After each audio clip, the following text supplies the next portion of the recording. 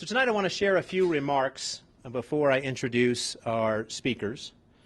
And I wanted to focus on this thing called raising funds. Has anyone been involved with ever raising funds? Raise your hand.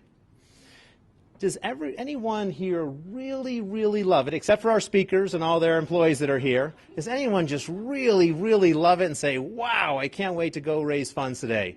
Raise your hand. Okay, good. So there's a lot of people who are going to want money from you tonight, so they may, ask you to sign up in their company.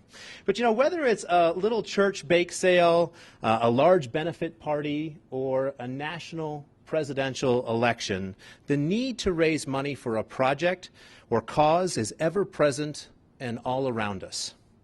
In fact, while many of you may think that I work in commercial real estate, I would submit to you that I'm actually in the fundraising business. About 75% of my day, personally, is spent meeting with lenders and with equity partners for our different deals. You see, it's wonderful to be able to go out and buy a building, but if you don't have any capital to do it, well, you're not going to be too successful at it. So every single day, I'm meeting with people both in the United States and internationally to talk to them about investing in commercial real estate. Raising capital is truly an art form like anything else, and it's something that can be learned, and it's something that over time you can get good at.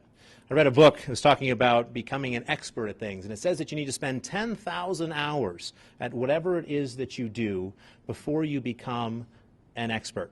Now, I know many parents in the room may have spent 10,000 hours asking their kids to pick up after themselves. So I don't know if you're an expert there, because Lord knows I haven't been an expert in getting my kids to pick up after themselves. But depending on your age and location, how you are willing, and if you're willing to give out your email address or physical address, it's estimated that you're contacted 150 times per year for somebody wanting money from you. 150 times per year. And if you've ever given to a political campaign, I would submit, especially in the current cycle that we're in, you may get contacted that many times a month. But that's a side note. So many nonprofit organizations spend approximately 30 to 50% of their organization's time and resources specifically around this thing called fundraising. And some smaller organizations spend 70%. A number of years ago, I heard a wonderful stat in Colorado. There's about 25,000 nonprofits in our state. About 25,000. That number may have grown or shrank. Most likely it's probably grown. But here's the interesting thing about that. Over 50% of those had annual budgets of under $25,000. So just think about that for a moment. When you're asked to give $10, $50, $100, it actually makes a huge impact for these organizations. And they're spending a lot of time and resources trying to bring that money in. Otherwise, they have to shut their doors. So Katie and Kristen from the Starboard Group are here this evening to chat through all of the ins and outs of Fundraising 101. And as that, specifically what it looks like in the political space here in Colorado and in a presidential election cycle. Before they come up, I have just a couple of thoughts that will help place this evening's conversation in context. Number one, fundraising is better when it's about relationships. People sometimes forget that. And what I mean by it is donating money is a sign of trust. Someone is willing to open up their checkbook or wallet or savings account because they believe in the person, project, or cause that they are engaging with. This trust is usually always built on a real relationship, whether it's personal friendship, a family connection, or a well-known reputation. To show the power of fundraising that grows from personal relationships, I want to share just a recent experience that I had in the Middle East. I went over there and we were meeting with different people for business reasons. And meetings there are a little bit different than in the United States. Here you have a meeting for an hour and you chit-chat for the first 5 minutes and then you get into business, and by golly, about 60 minutes later you better be ending the meeting, otherwise they're going to be looking at their watch.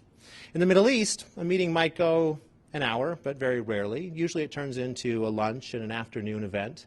And they want to talk about faith, family, and politics, in that order. And you better be able to handle a discussion about faith, family, and politics, because during that time, they're checking you out. They're seeing if they can trust you. And at the end of the conversation, maybe 5% of the conversation, they get to this thing called business. And if you don't get to business, it means that you probably failed in the other 3 categories. And once they get comfortable with you, the speed of trust to a transaction is absolutely phenomenal. Fundraising can also be about social relationships, of trust and connectivity as well. I think back on a perfect recent example of this. Do you all remember the ALS Ice Bucket Challenge? How many participated in the Ice Bucket Challenge? You're willing to admit it too, which is great. I love that.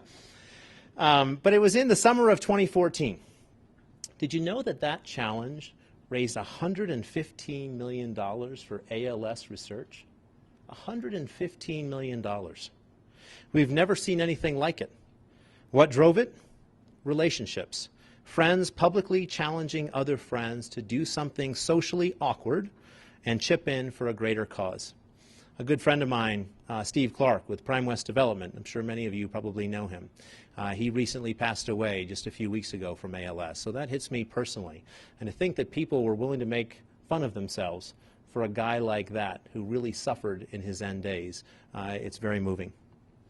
All fundraisers will tell you that the best thing you can do with donors is to build lasting relationships with them. Regular follow-ups, phone calls, thank you events, etc. are proven to nearly double the chance that these donors will give again.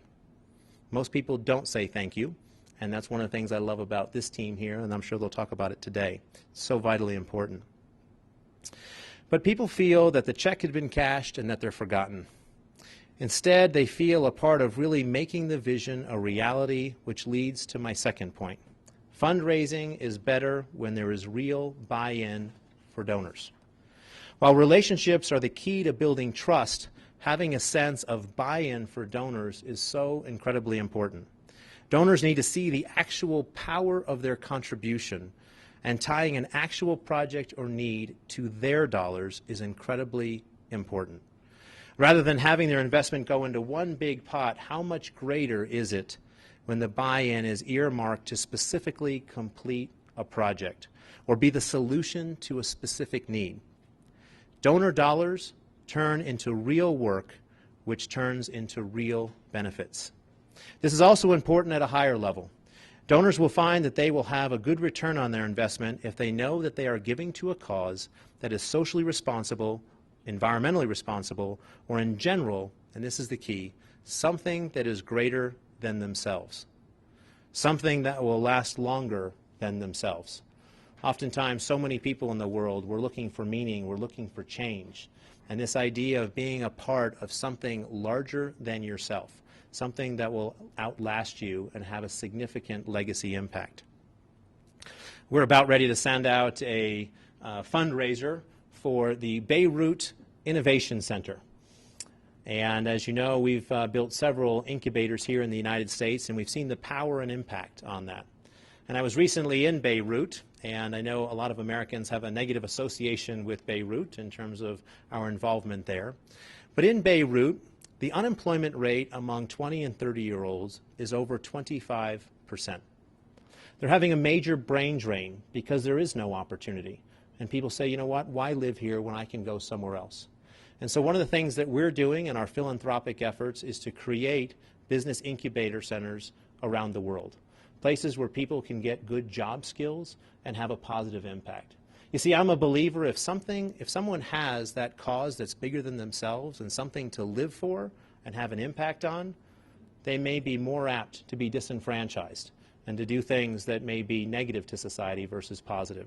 So we're launching the Beirut Innovation Center. It's a block away from the American Beirut University. And for a couple $100,000, of which I'm donating my own money, and I'd love to have anyone donate $1, $5, $10, whatever you're able to, we want to create this incubation center for young Lebanese so they can go out and achieve their dreams. We really believe if you want to have an impact in this world, start with one life. And this center will impact many lives for the better. We've all heard the stats and studies about the U.S. being the most generous nation on earth, both individually and politically. That's a truth that each of us in this room can be proud of and can help carry on effectively. Whether you're giving of your time, your talent, or your treasure, each of us has the ability to make a positive impact in this world and among the people around us. In all of our endeavors, let us always remain people-driven and never merely fundraising dollars or financial benchmark-driven, or else we've missed the whole point. To use these funds to spark ideas, organizations, and people willing to go out to empower others and to provide new opportunities for a much brighter future. So with that, I'd like to read the bios, a brief overview of the bios for Katie and Kristen. I've known them for many years. I've had the opportunity to serve alongside them in fundraising for different campaigns, and I think that they are the best fundraising organization in Colorado. Their work is near and dear to me because they're fellow entrepreneurs, and I know how hard it is, and it's so wonderful to see their success. So let's start with Katie. Katie has advised a veritable who's who of Colorado politics. Senator-elect Cory Gardner, Attorney General Cynthia Kaufman, Lieutenant Governor Jane Norton, Congressman Mike Kaufman, Colorado Attorney General John Suthers, State Senate Majority Leader Mark Hillman, Aurora Mayor Ed Tower, U.S. Senator Ben Nighthorse Campbell, and Governor Bill Owens have all at one time or another counted on Katie for her sage advice and hard work. Most recently, Katie served as the finance director and deputy campaign manager for Senator Cory Gardner's U.S. Senate race. Katie's independent Western spirit, which was honed on her family's ranch in Moffett County, combined with her love of Colorado, led her to co-found the Starboard Group in 2008. A fourth-generation Coloradan, Katie serves as the Denver board chair for the March of Dimes, the regional chair for Tenio, the Colorado Leadership Board for Maverick PAC, and is on the National Thought Leaders Advisory Council for the Edith Sanford Breast Cancer Foundation. She also volunteers her time with several nonprofits in the region. And for Kristen, known for her ability to maintain grace under pressure. I like that line, by the way. Whoever wrote that, you may have had a hand in that, I don't know. Managing partner Kristen Schramm's poise, confidence, and creativity give her an edge in the fast-paced world of politics. These attributes combined with Kristen's capacity to take the 50,000-foot view of any situations and quickly craft a thoughtful and effective strategy have served her well throughout her career. After working as the Director of Development for the Metro Denver Sports Commission, a nonprofit organization dedicated to bringing premier sporting events to the Mile High City, Kristen co-founded the Starboard Group in 2008 to marry the her love of politics with her desire to give back to the community. Help me welcome Katie and Kristen to the front.